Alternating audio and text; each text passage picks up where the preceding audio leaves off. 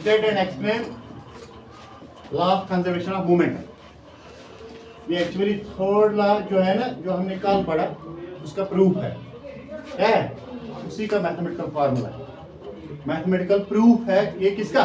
Third law, जो हमने कल बताया था कि अगर इक्वल मास होगा हम फिर वॉल पे उसको मारेंगे, दीवार पे मारेंगे, वो बराबर वहां से वापस आएगा। अगर मास ज्यादा हो सकता है, क्योंकि ज्यादा मास जो होता है उसका क्या इफेक्ट होता है, ग्रेविटी का, वो नीचे पड़ सकता है।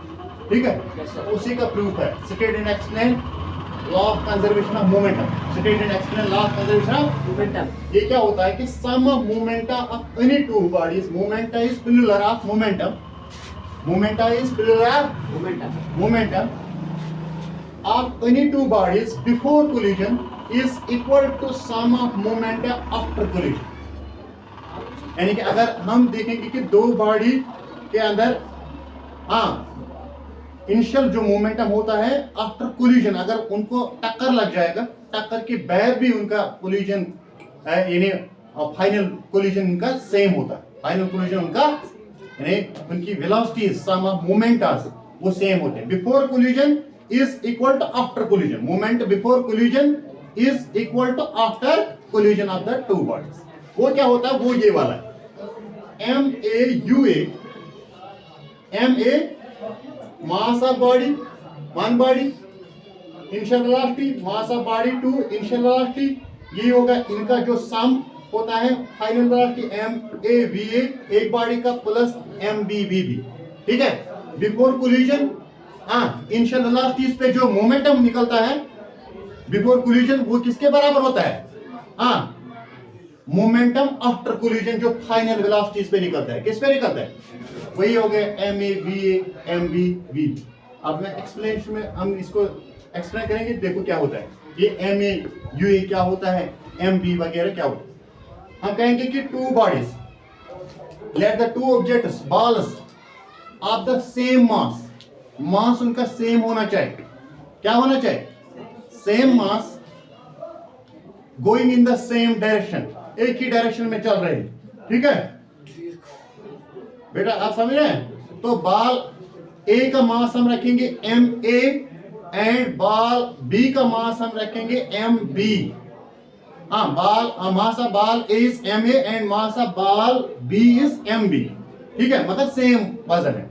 वजन क्या है? सेम। ये कहता है कि ये एक ही लाइन पे चल रहे हैं, एक ही डायरेक्शन, मगर कंडीशन उसका ये होना चाहिए कि एक का जो पीछे वाला बॉडी होगा उसका वेलोसिटी ज्यादा होना चाहिए, इनिशियल वेलोसिटी किससे? दूसरे से। अब अगर ऐसे नहीं समझेगी, इस तरह समझेगी, जब दो गाड़ियां एक सड़क पे चलती, अगर आगे वाली आराम से चलेगी, पीछे वाली थोड़ा सा तेज चलेगी, वो उसको क्या मारेगा? टक्कर मार सकता ना। वही तो हम कहेंगे क्या? Collision. That means other words called as accident, when the two vehicles got stuck। एक उसका अब दो कंसेप्ट होता है जहां से हम कहेंगे कि अगर अपोजिट डायरेक्शन में आएंगे, इधर से एक गाड़ी आएगा, इधर से एक गाड़ी आएगी, ये भी एक कंसेप्ट है, ये भी एक। ठीक है, दूसरा ये भी हम कहेंगे कि एक ही डायरेक्शन पे जाते जाते एक का वेलोसिटी ज्यादा होना चाहिए, एक का velocity, we write here UA is greater than UB, UA is greater than initial velocity of ball A is greater than ball B।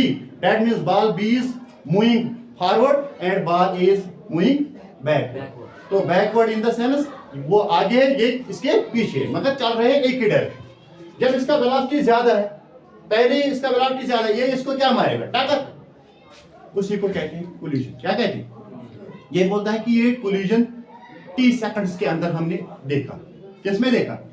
T second. General time होता है ना फिजिक्स में, जनरल टाइम क्या हम कहते हैं? T second. ये बोलता है कि हमने इसको T सेकंड्स में ऑब्जर्व किया। ये बोलता है कि जब कोलिजन हो गया, कोलिजन के बाद जब भी दो बॉडीज का कोलिजन होगा, चाहे वो एक ही डायरेक्शन में चले होंगे या अपोजिट डायरेक्शन से आ रहे, वो पीछे चलते। आ रहे गेटिंग? आपको समझ आ रहा है? वो पीछे चलेंगे ना। अगर दो गाड़ी का टक्कर होगा वो फिर वापस चलते, either it is in the opposite direction or it is in the same direction। तो ये यही कहता है कि जब ये पीछे जाएंगे, जब ये पीछे जाएंगे कोलिजन के बाद इनका मोमेंटम बराबर होगा। जो इन दो का होगा पहले इनिशियल वाला, वो होगा इनका फाइनल। इन दोनों का जब हम फाइनल देखेंगे वो बराबर होगा, वो तो इस तरह हम कहेंगे कि in T seconds ball A exerts force on ball B. A किस पे एक्सर्ट करेगा फोर्स?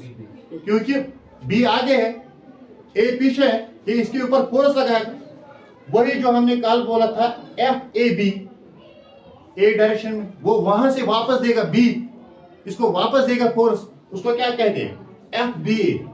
अपोजिट फोर्स है ना न्यूटन का, एफ ए बी। अगर एक्शन फोर्स क्या होता है? F A B. Reaction force क्या होता है? F B A. कल हमने बोला, ठीक है।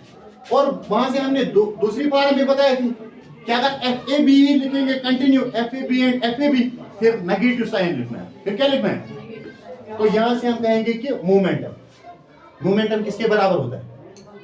वो होता है एम वी। एम मोमेंटम क्या होता है? M V, that is called as M V. ये जो v का वैल्यू है va minus ua, it is here v value vb minus ub। ma is ball a and mb is ball b। तो rate of change of momentum, rate of, जब हम v minus u को divide क्या करते हैं? t, वो क्या बनता है? एक्सेलरेशन बनता है। तो रेट ऑफ चेंज फिर किससे आएगा? इसको डिवाइड करेंगे हम t से। हाँ, अभी हमने बोला अगर हम a and b force same लिखेंगे, F A B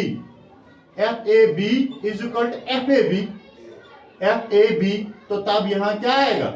negative sign. वही हमने किया, negative sign. So T and T get cancelled, there remains M A V A into U A is equal to minus ये वाला sign M B V B minus, जब हम इसको multiple करते हैं M A V A minus plus minus M A U A is equal to minus M B, ये minus and plus is minus M B V B minus minus plus M B U B, M B. फिर हम इसको transfer करेंगे, M A B अपनी जगह है, यहां से ये प्लस है, वी वाला एक साइड हम निकालेंगे, वी वाले जो जिसको हम क्या कहते हैं? फाइनल वाला। वी वाला यहाँ आएगा, ये अपना है, ये माइनस है, ये क्या बनेगा? यहाँ प्लस, ये अपनी जगह पे प्लस है, ये माइनस है, यहाँ क्या बनेगा? प्लस। तो फिर हमने कहा M A V A M B V B, ये साइड सेम है, यहाँ जाएगा हमने ए प्लस बी, ये यहाँ था बी प्लस ए, हम क्या लिखेंगे? ए प्लस बी। सो हमने ये वाला पहले लिखा, बाद में ये आएगा, इसमें कोई साइन चेंज नहीं होगा। So it is M A V A M B V B M A U A plus M B U B. फिर हम साइड चेंज करेंगे, ये इनिशियल वाला इस साइड लेंगे, फाइनल वाला इस साइड लेंगे, वही हो गया M A U A plus M B U B, ये M A V A plus M B V B is this side. So it is called initial moment. Sum of initial momentum before collision is equal to sum of momentum after collision, after sum of momentum of two bodies after collision. ये same निकलता है। इसके ऊपर numericals हम करेंगे, वो मैं कल दिखाऊंगा।